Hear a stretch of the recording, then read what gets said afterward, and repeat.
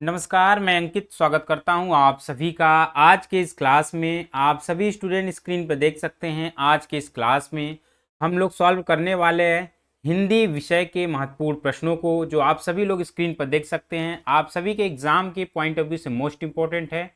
Exam में जिस तरह के प्रश्न पूछे गए हैं उन्हीं प्रश्नों को आज के इस प्रैक्टिस सेशन में लेकर आए हैं। तो देर न करके अब सीधे प्रश्नों को हल करते हैं। आप सभी लोग स्क्रीन पर देख सकते हैं। आज के इस क्लास का पहला प्रश्न आप सभी के सामने स्क्रीन पे होगा। प्रश्न संख्या 51 से शुरू है। आप सभी स्टूडेंट प्रश्नों को ध्यान से पढ़ेंगे। 4 विकल्प आप सभी के सामने होगा।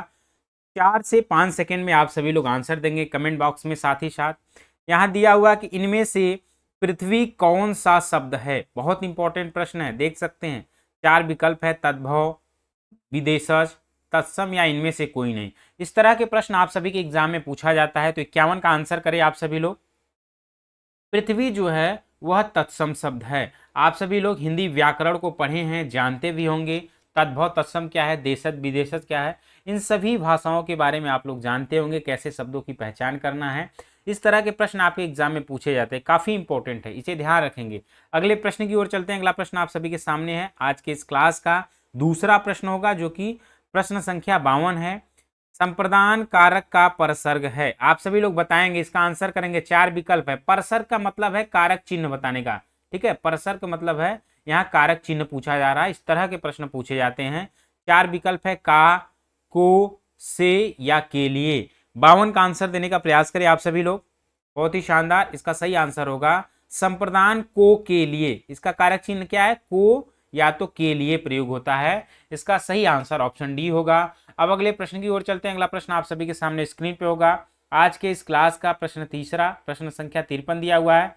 मैं चित्र बना रहा हूं, वाक्य में काल बताएं। आप सभी लोग आंसर करें। 4 विकल्प आप सभी के सामने हैं, ठीक है। फटाफट से आंसर दे। मैं आप सभी को बता दूं कि हिंदी एक ऐसा विषय है जो जहां आप कम पढ़ के भी बेहतर अंक ला सकते हैं अपने परीक्षा में। कैसे ला सकते हैं, इसके लिए आपको करना होगा, जितने भी प्रैक्टिस सेशन आपको हल कराई जा रही है, सभी प्रैक्टिस सेशन को अंत तक देखना होगा। जो इंपॉर्टेंट प्रश्न है, यानी सभी इंपॉर्टेंट प्रश्न है, उसको आप देखिए, पढ़िए, समझिए किस टाइप के प्रश्न पूछे जा रहा है, इनका एनालिसिस करिए। हिंदी बिल्कुल जो है, जो टॉपिक आपके सिलेबस में दिया रहता है उन्हीं से प्रश्न आता है। कभी कभी आप जितने प्रैक्टिस सेट हल किए होते हैं उन्हीं से प्रश्न पूछा जाता है, बाहर से नहीं आता है। इसीलिए ज़्यादा से ज़्यादा करते हैं तो अच्छा अंक प्राप्त करते हैं। और मैंने देखा भी है कि परीक्षा में जो हिंदी विषय, उसमें सबसे ज़्यादा अंक जो है जो बच्चे होते हैं वो प्राप्त करते हैं। 53 का आंसर आप सभी लोग करेंगे। ये वर्तमान काल में, क्योंकि मैं बना रहा हूँ, क्या, चित्र बना रहा हूँ। कार्य क्या हो रहा है यानी चल रहा है। इसका सही आंसर ऑप्शन डी, और वर्तमान काल।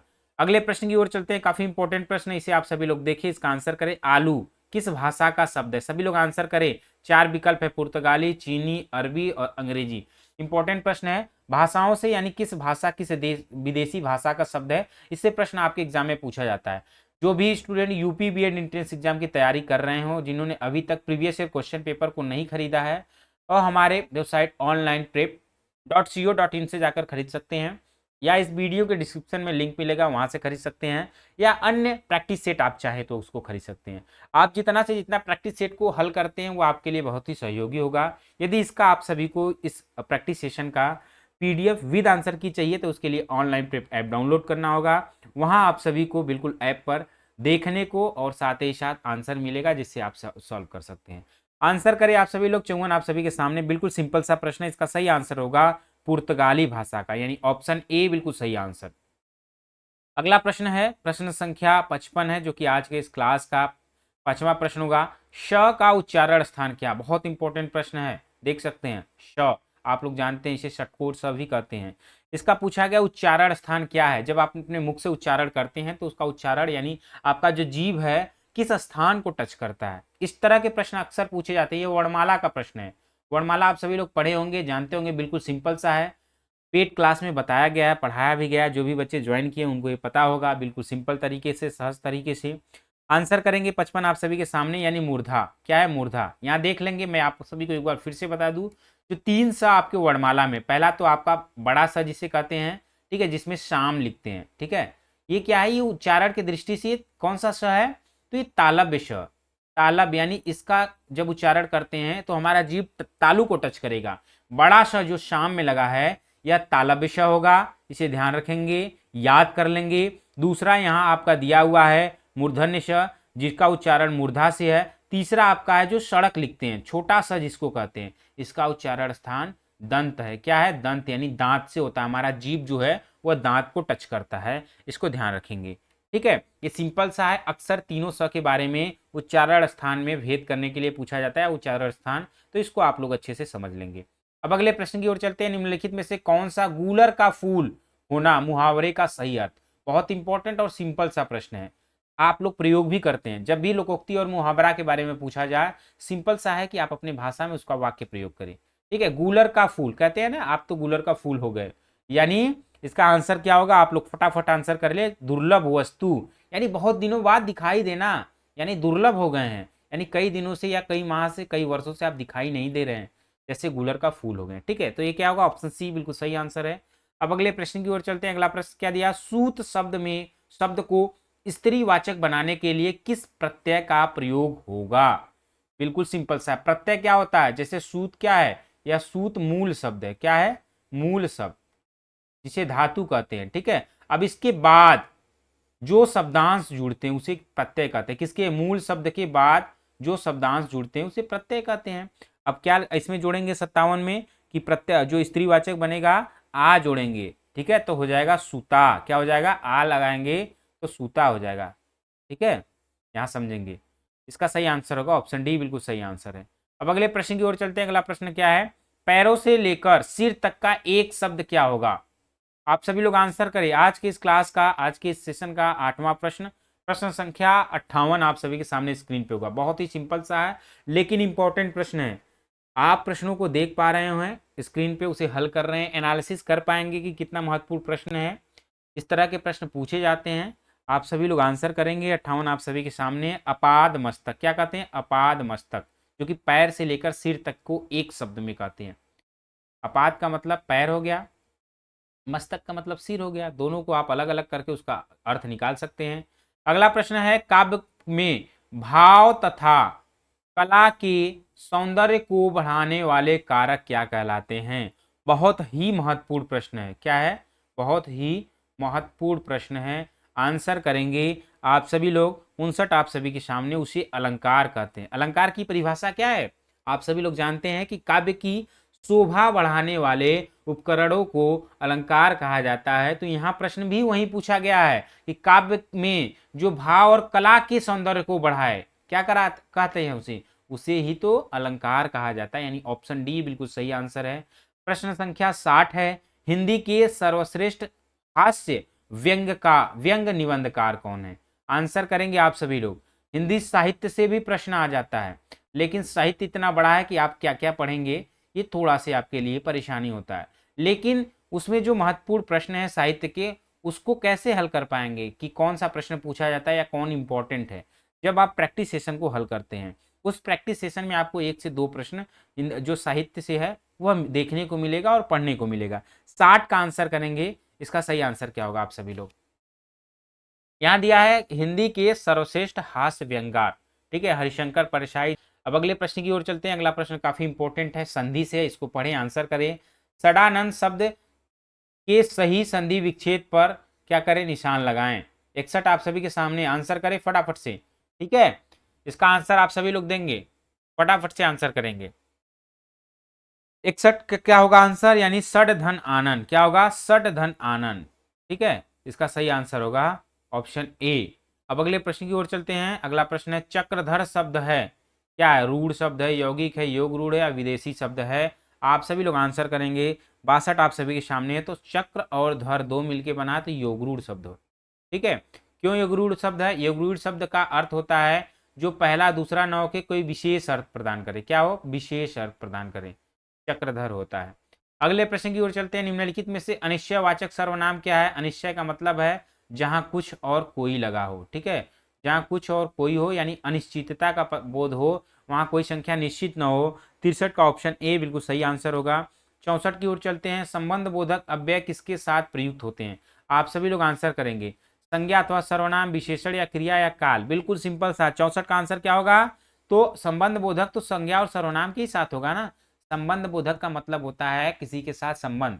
जैसे वह राजा का पुत्र है, का जुड़ने से क्या हुआ, राजा का पुत्र है, कौन, कोई तो है राजा का पुत्र, यानी का जुड़ने से उस पुत्र और जो है पिता का संबंध प्रदर्शित हो रहा है, संबंध जोड़ा जा रहा है। तो क्या होता है, हमेशा संज्ञा और सर्वनाम के साथ जो है किसको जोड़ते हैं, संज्ञा और सर्वनाम के साथ संबंध बोधक अव्यय।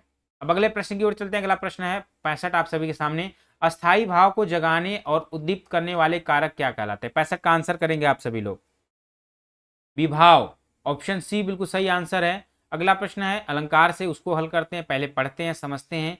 ज्यो ज्यो निहारिये नेरे हैं नैनाही, ठीक है, त्यों त्यों खरी निकरे सा निकाई।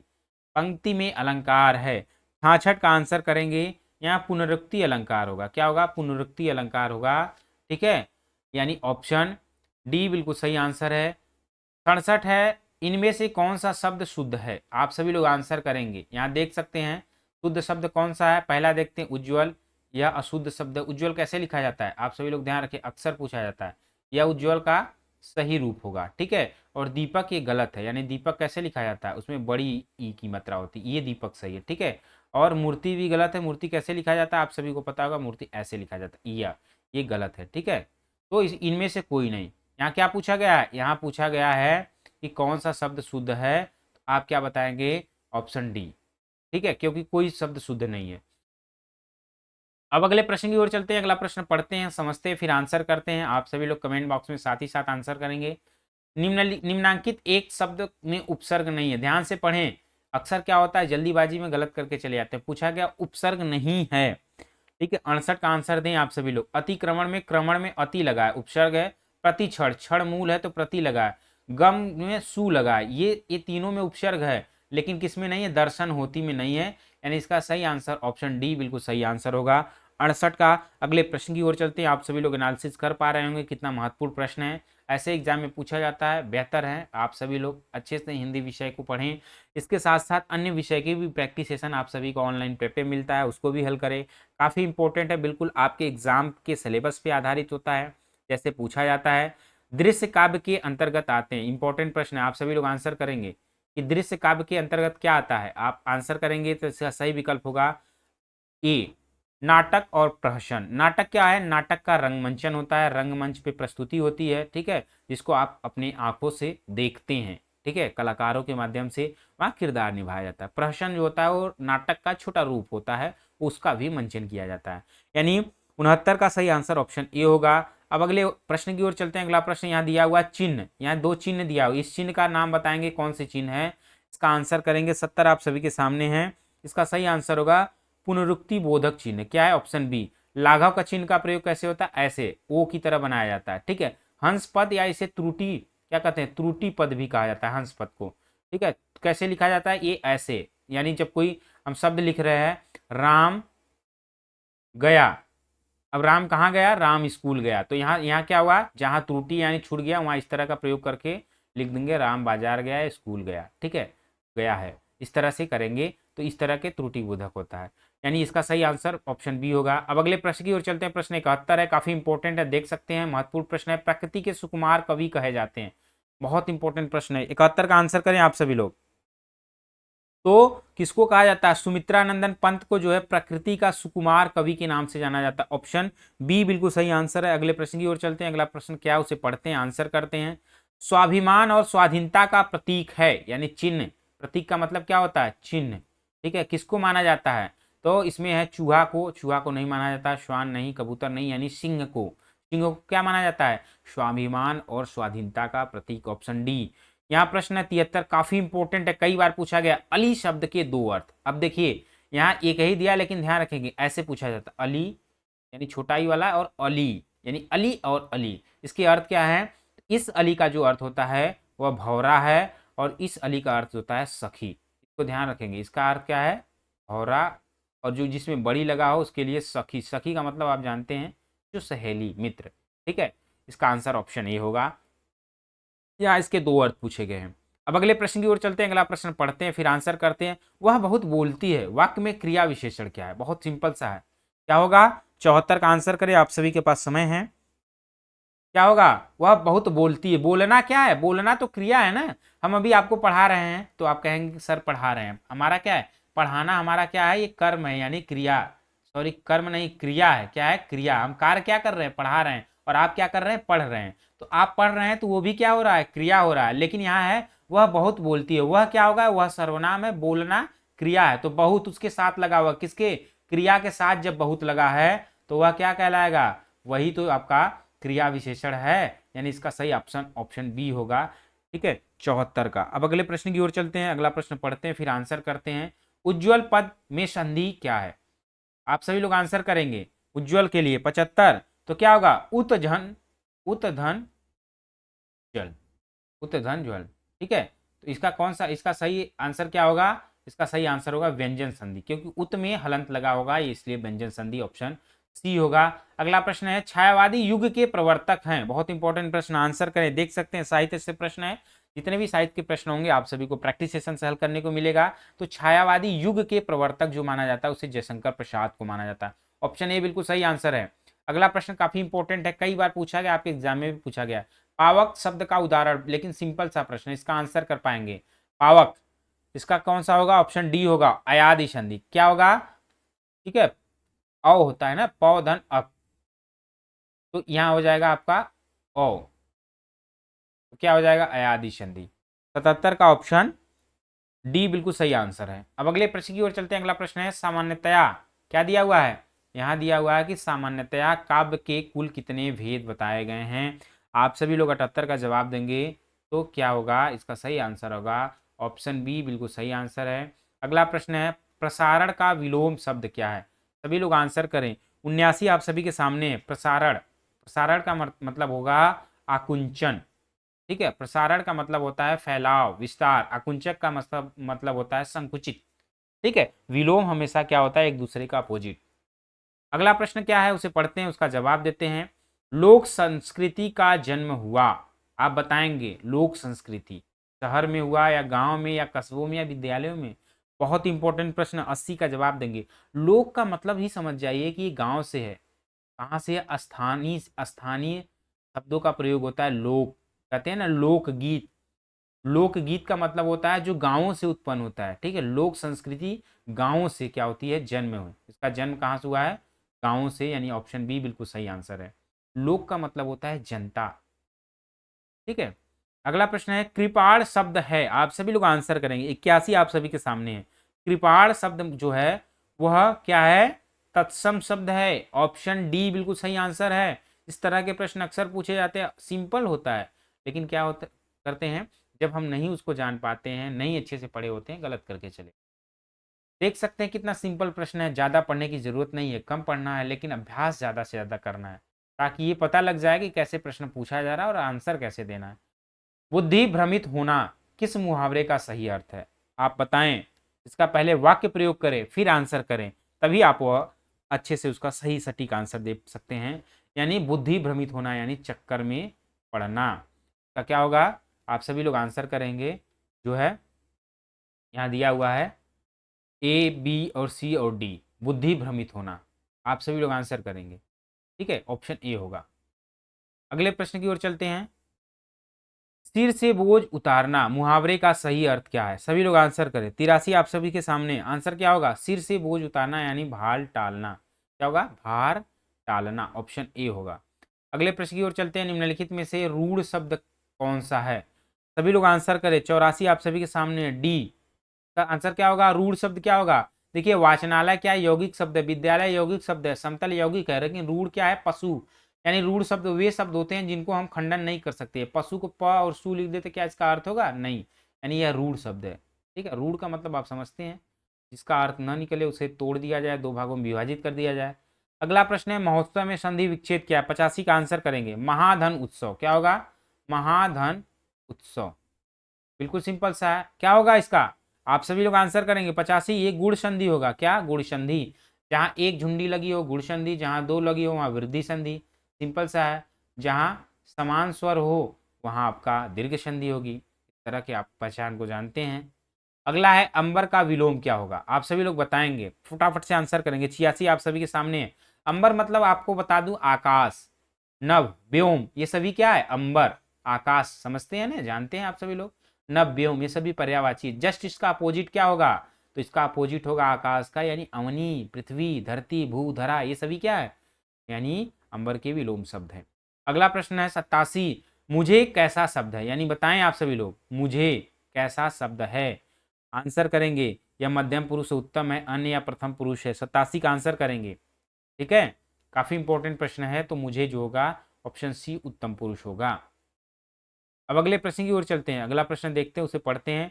बहिर्मुखी में समास है, आप सभी लोग आंसर करें, कौन सा समास होगा? चार विकल्प आप सभी के सामने हैं। बहिर्मुखी यानी बहिर, यहाँ क्या लिखा? अव्यय लगा हुआ है, ऑप्शन ए बिल्कुल सही आंसर, अव्यय, अव्ययी भाव समास।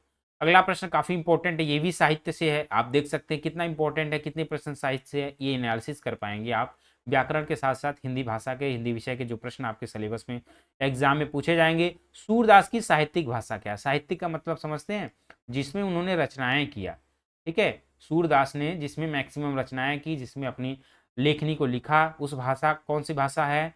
तो आप बताएंगे, चार विकल्प है, इसका सही आंसर होगा ऑप्शन ए ब्रज भाषा। क्या होगा? ऑप्शन ए ब्रज भाषा। अगला प्रश्न आप सभी के सामने होगा और आज के इस क्लास का प्रैक्टिस सेशन का अंतिम प्रश्न होगा, जो कि काफी इंपॉर्टेंट है। महाकाव्य में वर्णन होता है, आप सभी लोग आंसर करेंगे। चार विकल्प है, मानव जीवन के बृहद और व्यापक चित्रण का, या मानव जीवन के सूक्ष्म पक्ष का चित्रण, या मानव जीवन की एकांकी पक्ष का, या मानवेतर जीवन के बृहद पक्ष का। आप सभी लोग 90 का आंसर करेंगे, 90 आप सभी के सामने है। तो जो महाकाव्य है वो मानव जीवन के बृहद और व्यापक चित्रण किया जाता है, यानी मानव के जीवन के सभी पक्षों का जो है उसमें चित्रण किया जाता है, किसमें? वह महाकाव्य होता है, यानी इसका सही विकल्प होगा ऑप्शन ए बिल्कुल सही आंसर है। आज के इस क्लास में, आज के इस प्रैक्टिस सेशन में इतने ही प्रश्नों को रखते हैं। काफ़ी महत्वपूर्ण प्रश्न थे, लगभग हम लोगों ने 40 महत्वपूर्ण प्रश्नों को हल किया। उम्मीद करता हूं कि आप सभी स्टूडेंट को समझ आया होगा, अच्छा लगा होगा, प्रश्नों को समझ जो है उसे समझ पाए होंगे, उसका एनालिसिस कर पाए होंगे। मैं आप सभी को बता दूं, यदि इसका पीडीएफ विद आंसर की चाहिए तो आप सभी लोग ऑनलाइन प्रेप ऐप डाउनलोड कर लीजिए, जिसका लिंक वीडियो के डिस्क्रिप्शन में मिल जाएगा। वहां से आप लोग देख के विद आंसर की उसे देख के पढ़ सकते हैं। आप प्रैक्टिस सेट अभी नहीं खरीदे हैं तो प्रैक्टिस सेट खरीद सकते हैं हमारे वेबसाइट से भी, उसका भी लिंक आपको वीडियो के डिस्क्रिप्शन में मिल जाएगा। ज़्यादा से ज़्यादा अभ्यास करें और अपनी परीक्षा में बेहतर अंक पाएं। तो ठीक है, आज के क्लास को यहीं तक रखते हैं, फिर मिलते हैं अगले क्लास में। तब तक के लिए आप सभी को बाय बाय।